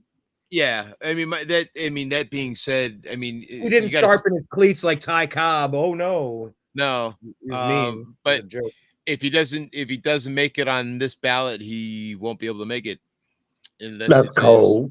It's a travesty. That's what I do not like about MLB with the way they do voting for Hall of Fame is once you hit 5 times, that's it. You're done. Why is Clay Matthews not in the Hall of Fame with the Browns, by the way? Why is Grand Funk Railroad not in the Rock and Roll Hall of Fame? Like I just can't make sense of these things. They're super obvious in every category, and I feel like I'm on an island by myself. I don't know. All right, so pitchers and catchers report very soon. What do you expect out of the Tribe this year, Bill? God, I hope we have another season like last year, man. I will absolutely love it. I really want to see Travis. God, I can't think of his last name. The Australian kid. Yes. I want to see him make the team right from the get-go. I think he's got the tools and the talent to do so. Travis Bazzana. Bazzana. But I think he can be just like what's his face from Pittsburgh and become that player, and just be a hell of an asset for this team. And they said that's maybe why we made the trade for Jimenez to kind of clear up the middle. Yeah. I don't know that we got equal value back on that one. I don't know. Joe, are you a big baseball fan as well? Yes. I love my Guardians. I was about to say you almost said Indians. The Indians is all good. It's all good. We know what you're talking about. Indians. We're always going to call them the Indians. That's the team we grew up rooting for. Yeah. Still can't believe how we lost in 2016, but that's another story. For another day. That is another story. Did you go to the Cavs parade in 2016? I flew in for it. I was there. I was there, and where I was positioned, I was able to get home to watch the end of it on TV. Ah, bravo. I was positioned in a spot where we paid a hotel $20 a person so that we could get a wristband to run in and use the restroom and come back. And that was worth its weight in gold. That was the best $20 I ever spent. I'll tell you what. That was golden. And I was out there at the parade, and the shooting popped off. And this was over in the Middle East and over in Europe. All those attacks were happening. Yeah. I don't know if you remember all of that craziness. But, yeah, we took off running down an alley, and I ducked into a restaurant. Yeah, that was a weird day. It was a great day. Then it got weird, and then it was great again. But it's so interesting how we can close our eyes and remember where we were, who we were with, what we were wearing, what we were smelling, what we ate that day, what else happened. Sports like locks in moments. For that Buckeyes game, I was in DC outside of that DC jail when all those pardons were happening. I was interviewing all these people, and I went a block and a half up the hill, and there was an Irish pub right there. Then it was called Patty's, and it had Play Like a Champion up on the wall. The whole bar was Notre Dame Fighting Irish, except for me and 2 other Buckeye fans. And so I'll never forget cheering for my team in a Notre Dame Fighting Irish bar. It's just, there you go. It just locks in the moment for you. But that's why sports is cool, and that's why we talk about it. I know it's frivolous, it's irrelevant, but damn it, I got to get a break from the current events and the craziness of the news every day. This is supposed to be my pleasant distraction from those things, to quote Mike Polk Jr. Any final words from everybody? I'll do a round robin. Joe, it's your first time jumping in to the Unhappy Hour. What was this like for you? How did you find us? I'm not familiar with you. Have you been in the group for a while or anything? Well, I just subscribed today. I mean, I found you on the YouTube algorithm, and I was like, oh, let me just see what these people are talking about. And oh, that's wild. I'm about to be joining now. The Facebook group is lit. It's the Unhappy Hour Sports Show, a support group. Yeah, find us on Facebook, because that's like, do you even use Facebook, or you're just TikTok? Jeez, I'm talking to a 25-year-old. He's like, what's Facebook, Grandpa? What's a Facebook?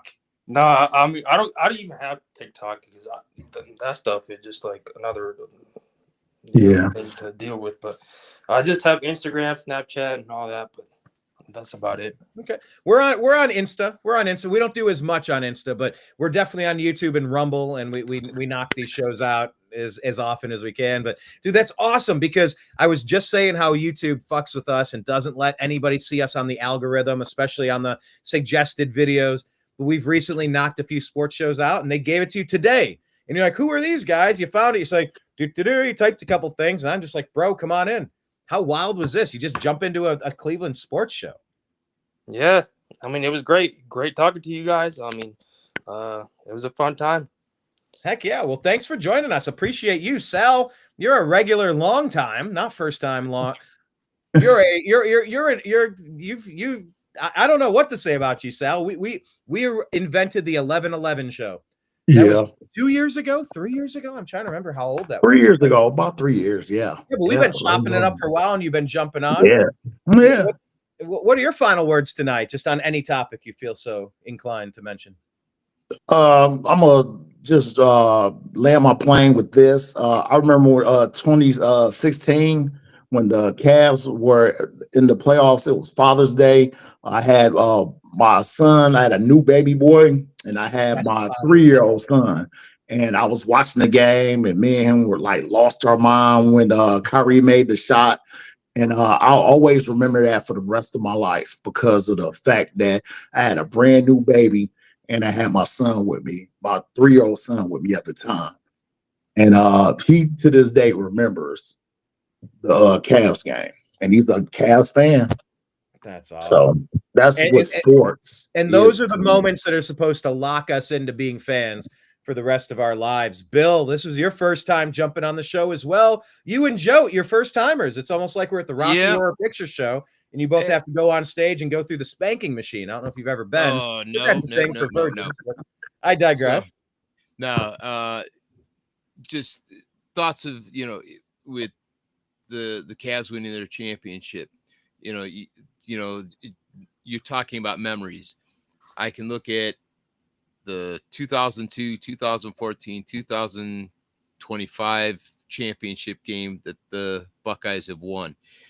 Look back at the Cavaliers game, or series that they won. Memories, are the biggest thing. And like you said, you could look back, close your eyes, and go, yeah, I can remember the smell, the taste, and all that. But the best part of it for me is, even though he's a Notre Dame fan, one of my best friends, Tom, I was with him for all 4 of those, just hanging out, drinking, eating, and I will always remember the fact that I was with one of my best friends for all 4 of those championships. That's awesome. No, that's fantastic, man. I just, sports is supposed to unite us. Mhm. Maybe the past 20 years, it's gone into directions I don't need to rehash now, but like, sports is where it's all a meritocracy, and it's all about community building. And I was fortunate enough last year, I think it was, had an extra ticket, Browns at Bengals. And this guy, Paul Brown, he's like a super fan from England. He literally has the name Paul Brown. He's over in jolly old England rocking the Cleveland Browns stuff. You may see him on social media. But like, I had an extra ticket. He came in, and it's like, you just remember these little goofy moments where people you don't even know lock in, and it's like, oh, we're family. When I lived in Los Angeles, Los Angeles is a very transient city. But when you'd go to the sports bar, every area for each football game, you'd go over there. If they're rocking a Browns hat, a Browns shirt, a Browns jersey or something, it's like, you're my fam. What's up, dude? And it's like your instant family right off the bat. And I love that about sports. It's one of my favorite things about it. Bill, are you saying something there? No, I'm just taking notes. One of the things I just was curious. When were you in Los Angeles?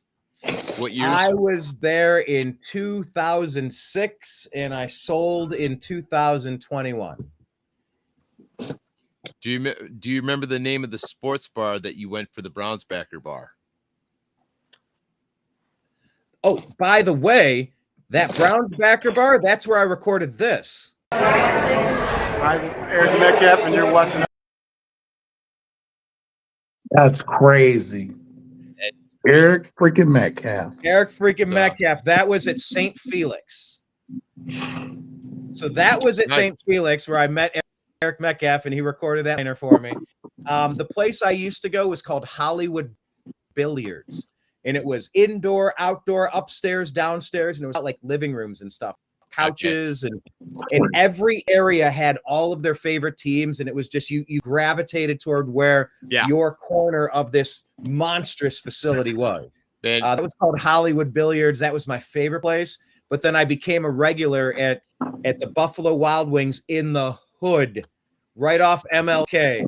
Bro, You're brave. Dude, I moved into the hood as the only dude that looked like me, and I lived there for 15 years. Brave or crazy, insane or insane crazy. But I became a regular there, and the GM was named Brian, and he was a Browns fan. It got to the point where he would give me the microphone, and during games, during the commercial breaks, I would jump on. I'd start hosting. We'd be doing raffles and trivia questions to give out T-shirts and pint glasses and shit. Like, I had such a good time, but it was weird because you'd have to get up at 9 in the morning. You'd have to be there 10 o'clock. The game starts. You had to get a seat at 9:15 in the morning, but then you were done at 4, and you had the rest of your day ahead of you. It was pretty nice. Yeah, I did. My brother used to live in Los Angeles, and I went to his wedding, and Dad was like, "Hey, do you know where the Browns backer bar is?" Like, no, I forget now which one we went to because there's multiples out there. I do remember getting up, going there. They had drinks, and next door they had like a window between it. They had a sandwich shop next door. That's nice. And that's how we got our food. So, and I was separated at the time, early part of my divorce at the time, and the barmaid gave me her business card to say, "Hey, give me a call later." But I didn't because my dad says, "You're not divorced yet." Oh, that missed opportunity, my man. That missed opportunity. So I have to say, though, on that note, I do have to get going because I have to be up at the butt ass crack of dawn tomorrow morning at 5:15. So we are all out of sports commentary for the evening. You guys have been fantastic. To be continued. We'll be back. We'll do this again. You're all more than welcome. We'll find out when we're going to do this again. I don't know. Like, we should probably pick a regular time and place. But, thank you to all of you. You're all more than welcome to join next time. And go Indians, Cavs, Browns, Buckeyes. And I hope you guys all have a great evening. All right? All right. Sounds good, man. Ciao. Take care, gentlemen. To be continued. There goes Sal. There goes Jote. There goes Bill. There goes everybody. Good times. Thank you so much for joining us here on the Unhappy Hour. Subscribe in all the places. The podcast is on Spotify, The Unhappy Hour, YouTube, The Unhappy Hour, on Rumble, The New American Media, on X at American_media_ and the Unhappy Hour _. And Facebook, we have a group, The Unhappy Hour Sports Show. Instagram, The Unhappy Hour Sports Show. Find us, follow us. Awesome. That was great. What a random impromptu show today was, and I'm super amped about it. Thank you to everybody who participated. I'm going to sign out now. I really hope Myles can, I hope we can mend fences and keep the guy. I would hate to see him leave. I played defensive end, and I love that position, and I've really grown fond of Myles anchoring that down. You know, my kingdom for a championship with my Cleveland Browns. Lord willing. All right. I'm going to take off for now. I'm going to sign out. Thank you so much for watching us here. I appreciate you. I love you. I'll be back at the TNAM AM show in the morning. We'll talk to you.